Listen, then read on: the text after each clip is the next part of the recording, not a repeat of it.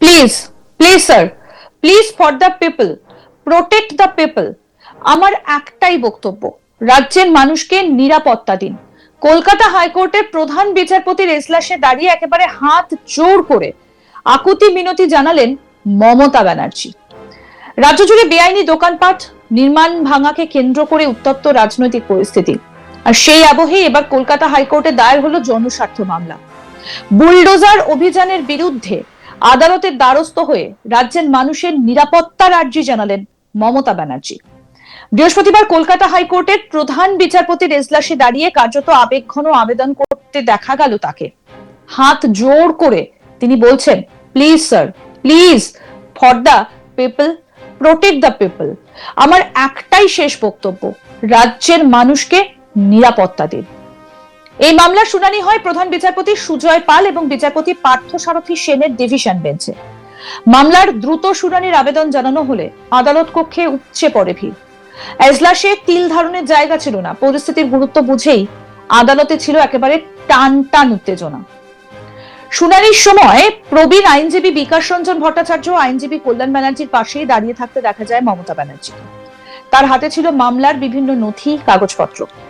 শুনানির দৃষ্টি আকর্ষণ করেন যেসব জায়গায়, শুনানির শুরুতেই বিকাশ রঞ্জন ভট্টাচার্য আদালতের দৃষ্টি আকর্ষণ করেন। তিনি বলেন, যেসব জায়গায় ভাঙচুর চালানো হয়েছে সেগুলো পুনর্গঠন করতে হবে। পাশাপাশি হাইকোর্টের আগের নির্দেশও যথাযথভাবে পালনের দাবি জানান তিনি। এরপর বিচারপতি কল্যাণ ব্যানার্জি প্রধান বিচারপতির কাছে আবেদন জানান মমতা ব্যানার্জিকে কিছু বলার সুযোগ দেওয়া হোক। সেই সময় আদালত কক্ষে উপস্থিত সাধারণ মানুষের গুঞ্জনে কিছুটা বিশৃঙ্খল পরিস্থিতি তৈরি হলেও প্রধান বিচারপতি কড়া ভাষায় বলেন, কেউ কোনো মন্তব্য করবেন না, আদালতের ডেকোরাম বজায় রাখুন। এরপর নিজের বক্তব্য রাখতে উঠে মমতা ব্যানার্জি আদালতকে স্মরণ করিয়ে দেন তিনি নিজেও একজন আইনজীবী এবং 1985 সালে বারে এনরোল করেছিলেন। রাজ্যের বর্তমান পরিস্থিতিকে অত্যন্ত ভয়াবহ বলে উল্লেখ করে তিনি দাবি করেন, সাধারণ মানুষ থেকে শুরু করে বাচ্চা, মহিলা ও সংখ্যালঘু সম্প্রদায়ের মানুষও আক্রান্ত হচ্ছেন। তার কথায় বাচ্চাদেরও ছেড়ে দেওয়া হয়নি, মেয়ে ও সংখ্যালঘুদেরও ছাড়া হয়নি। একই সঙ্গে তিনি আদালতের 10 জন মৃত ব্যক্তির নামের তালিকাও জমা দেন বলে জানা গিয়েছে। এই মামলাকে ঘিরে রাজনৈতিক মহলে ইতিমধ্যেই শুরু হয়েছে জোর চর্চা। এখন আদালতের পরবর্তী পর্যবেক্ষণের দিকে তাকিয়ে রয়েছেন রাজ্যবাসী। আমাদের প্রতিনিধি মানস নস্কর কি প্রতিবেদন তুলে ধরেছেন, আসুন দেখি। Please please sir, please protect the people of Bengal. ঠিক এই ভাষাতেই কলকাতা হাইকোর্টে এসে পোস্টপোল ভায়োলেন্সের মামলায় সওয়াল করলেন রাজ্যের প্রাক্তন মুখ্যমন্ত্রী মমতা বন্দ্যোপাধ্যায়। প্রধান বিচারপতি সুজয় পাল ও বিচারপতি পার্থসারথী সেনের ডিভিশন বেঞ্চে এদিন গাউন পরে কল্যাণ বন্দ্যোপাধ্যায়, চন্দ্রিমা ভট্টাচার্যকে সঙ্গে নিয়ে তিনিও সওয়াল করলেন মামলায়। এবং তিনি একেবারে শেষে বলেন যে এটাই আমার শেষ বক্তব্য, please please sir, please protect the people of Bengal. রাজ্যের যে সাধারণ মানুষ তাদের শান্তি শৃঙ্খলা এবং তাদের নিরাপত্তা সুনিশ্চিত করা হোক। ভোট পরবর্তী হিংসায় অন্তত 10 জন টিএমসি কর্মী ইতিমধ্যেই নিহত হয়েছেন বলে তিনি এদিন আদালতে জানিয়েছেন এবং তার কাছে সেই সমস্ত তথ্য রয়েছে। রাজ্যে বুলডোজার চালানো হচ্ছে, এই রাজ্যের উত্তরপ্রদেশ নয়, এই রাজ্য সংস্কৃতির রাজ্য, বুলডোজার রাজ্য নয় বলে একেবারে এই ভাষাতেই তিনি প্রধান বিচারপতির কাছে আর্জি জানালেন। তিনি বলেন যে রাজ্যের এসসি এসটি কমিউনিটি থেকে শুরু করে রাজ্যের সংখ্যালঘু এমনকি শিশুদেরকে পর্যন্ত তারা পর্যন্ত আক্রান্ত। নববিবাহিত দম্পতি তাদেরকে ঘর ছাড়া করা হয়েছে। বহু তৃণমূল কর্মী তাদের ঘর বাড়ি জ্বালিয়ে দেওয়া হয়েছে, ঘর বাড়ি ভেঙে দেওয়া হয়েছে। 150-র বেশি পার্টি অফিস ভাঙচুর চালানো হয়েছে বলে আদালতের কাছে এদিন সওয়াল করেন রাজ্যের প্রাক্তন মুখ্যমন্ত্রী মমতা বন্দ্যোপাধ্যায়। তার পাশাপাশি কল্যাণ বন্দ্যোপাধ্যায় জানান যে রাজ্যে 2021 সালের থেকেও বেশি হিংসার ঘটনা ঘটেছে এবং ভোট পরবর্তী হিংসার ঘটনায় ক্ষতিগ্রস্ত হয়েছে টিএমসি কর্মীরা। প্রায় 2000-এর বেশি টিএমসি কর্মী আক্রান্ত। 1 থেকে 150 পার্টি অফিসে ভাঙচুর চালানো হয়েছে এবং সেই সমস্ত ছবি তাদের কাছে রয়েছে এবং আদালতে তারা যে সাপ্লিমেন্টারি এফিডেভিট দিয়েছে মামলার নথি হিসেবে তাতে তা অন্তর্ভুক্ত করা হয়েছে বলে কল্যাণ বন্দ্যোপাধ্যায় জানান। কল্যাণ বন্দ্যোপাধ্যায় জানান যে পুলিশের কাজ হচ্ছে আগাম ব্যবস্থা নেওয়া। কোনো কিছু ঘটার পর তারপরে গিয়ে পুলিশ সেখানে ব্যবস্থা নেবে? পুলিশ কি ঘুমোচ্ছে? পুলিশের কাছে তথ্য দেওয়া সত্ত্বেও পুলিশ কোনো ব্যবস্থা নেয়নি। অন্যদিকে মমতা বন্দ্যোপাধ্যায় তিনি বলেন আমার বাড়ির সামনে লাগাতার হল্লা চলছে, সেখানে প্রতিদিন এসে হল্লা করে স্লোগান দেওয়া হচ্ছে বাড়ির সামনে, এফআইআর করতে দেওয়া হচ্ছে না, বাড়ি থেকে বেরোতে পারছেন না তিনি। তার দলের যে কর্মচারী থেকে শুরু করে সাধারণ মানুষ হাটে বাজারে আক্রান্ত হচ্ছে, সাধারণ তৃণমূল কর্মীরা, এবং রাজ্যের যে স্বাভাবিক জনজীবন তা বিপর্যস্ত।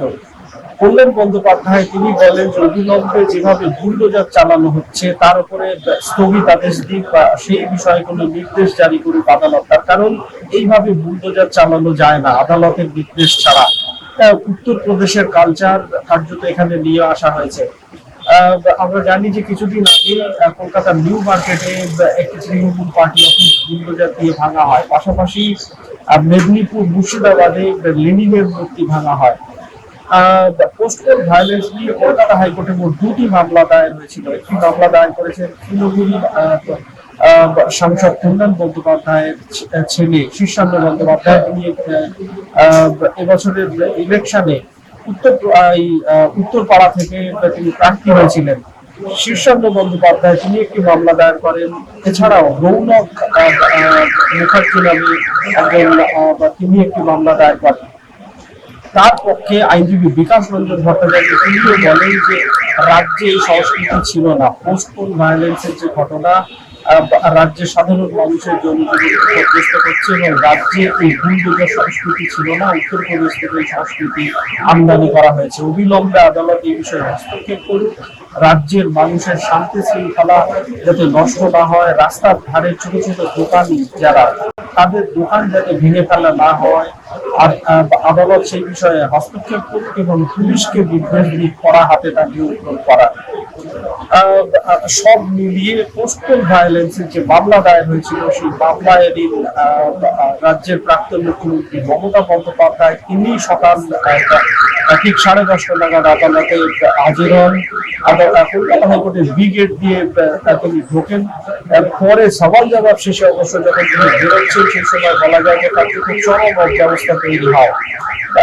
তাকে দেখে জয় শ্রীরাম এবং চোখ চোখ স্লোগান দিতে থাকেন কলকাতা হাইকোর্টের আইনজীবীরা। নিরাপত্তা ব্যবস্থা কার্যত তাকে বের করতে গিয়ে পুলিশ কার্যত হিমশিম খেয়ে যায়। শেষ পর্যন্ত কোন রকমে তাকে বের করা হয় এবং লাগাতার সেই পরিস্থিতিতে লাগাতার তাকে দেখে চোর চোর এবং জয় শ্রীরাম স্লোগান দিতে থাকে বিজেপি কর্মী আইনজীবীরা।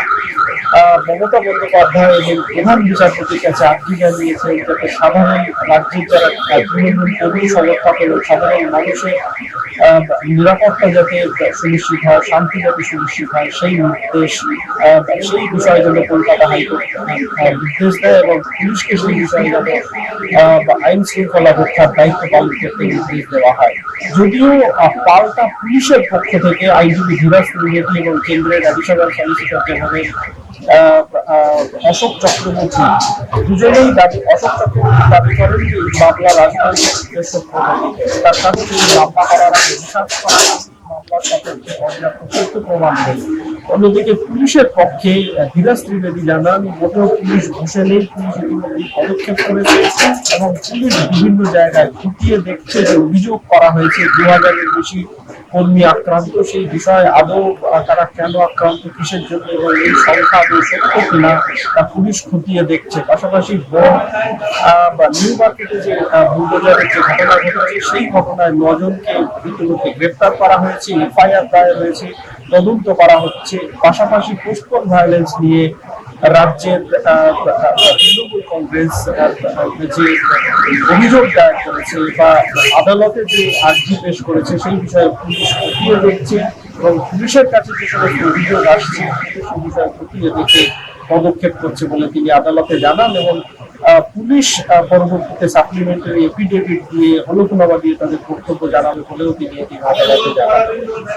দুই পক্ষের বক্তব্য শোনার পর প্রধান বিচারপতি বেঞ্চ মামলার রায়দান স্থগিত রেখেছেন। আজকে বিকেলের মধ্যেই মামলার রায় হবে বলে আদালত সূত্রে জানতে পারছি। আরো আপডেট পেতে দেখতে থাকুন আজ তাক বাংলা, সাবস্ক্রাইব করুন।